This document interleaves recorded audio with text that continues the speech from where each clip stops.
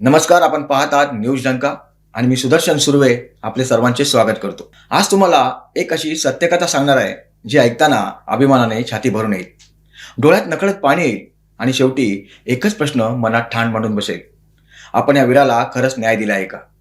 मित्रांनो, आपण सगळे मुंबई पुणे एक्सप्रेसवेने प्रवास करतो। या मार्गावर वेगाने धावत असतो। डोंगर फाडून तयार केलेले भव्य बोगदे, आकाशाला भिडणारे उंच पूल आणि क्षणात संपणारा घाट, आणि आता हा नवीन मिसिंग लिंक मार्ग। हे सगळं पाहताना आपण अभिमानाने म्हणतो, वाह, काय अभियांत्रिकी आहे। आज जगभरात त्याची चर्चा होते।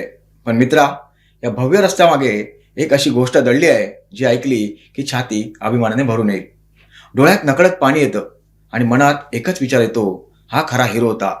तो फार कमी लोकांना माहिती आहे। ही गोष्ट आहे शिंगरोबा धनगर, सह्याद्रीच्या कडेकपाऱ्यात राहणारा, मेंढ्या चालणारा एक साधा धनगर।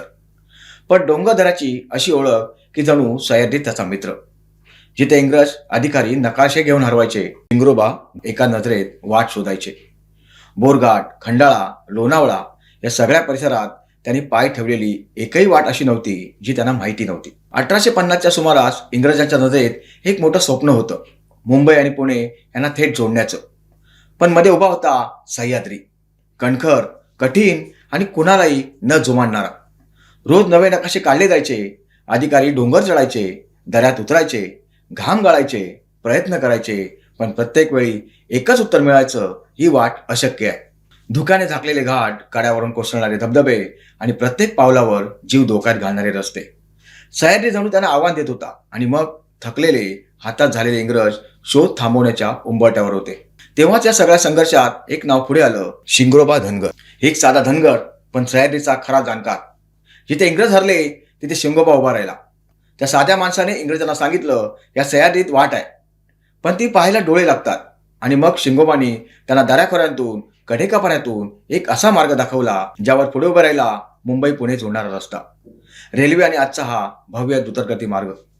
मित्रा, आज आपण ज्याला मिसिंग लिंक म्हणतो ना, त्या वाटेचा बीज रोपण करणारा माणूस म्हणजेच शिंगरोबा धनगर। इंग्रज खुश झाले, त्यांनी म्हटलं, माग काय हवं ते बक्षीस देतो। पण इथे शिंगरोबा मोठे ठरले। त्यांनी शांतपणे उत्तर दिलं, माझ्यासाठी काही नको, माझ्या देशाला स्वातंत्र्य द्या। क्षणभर काळच थांबला। इंग्रज अधिकारी थबकले, कारण एका धनगराने त्यांच्यासमोर अशी मागणी ठेवली होती जी त्यांच्या सत्तेला आव्हान देणारी होती। स्वातंत्र्य हा शब्द त्यांच्या कानात घुमत राहिला। त्यांच्या चेहऱ्यावरचा आनंद संतापात बदलला आणि त्या धाडसी माणसाला त्याच जागी गोळ्या घालून ठार मारण्यात आलं। मित्रा, विचार कर, ज्याने रस्ता दाखवला त्याला त्याच रस्त्यावर संपवलं। पण गोळ्या शरीराला लागतात, विचारांना नाही। शिंगरोबाचं बलिदान आजही सह्याद्रीच्या प्रत्येक कड्यावर घुमतंय। खंडाळा घाटात आजही त्यांचं मंदिर उभं आहे, जिथे प्रवासी थांबतात, नाणं अर्पण करतात आणि नकळत त्या वीराला सलाम करतात।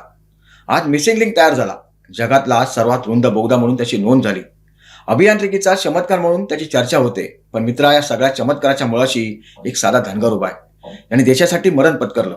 म्हणूनच आज एक आवाज उठतोय, या मार्गाला नाव द्यायचं असेल तर त्या माणसाचं द्या, स्वातंत्र्यवीर शिंगरोबा धनगर मार्ग। कारण रस्ते फक्त डोंगर फोडून तयार होत नाहीत, ते तयार होतात त्यागातून, बलिदानातून आणि देशप्रेमातून। आणि म्हणूनच पुढच्या वेळी जेव्हा तू या घाटातून जाशील ना, थोडा वेळ काढ, त्या सह्याद्रीकडे बघ आणि मनातल्या मनात एक नक्की म्हण, शिंगरोबा, तुझ्यामुळे आम्ही जोडले गेलो। आणि म्हणूनच आज गरज आहे ती फक्त रस्ते बांधण्याची नाही, तर इतिहासाला योग्य मान देण्याची। मिसिंग लिंक हा फक्त प्रकल्प नाहीये, तो एका बलिदानाची आठवण आहे, एका धनगराच्या धैर्याची साक्ष आहे आणि आपल्या मातीतील देशप्रेमातील जिवंत ओळख आहे।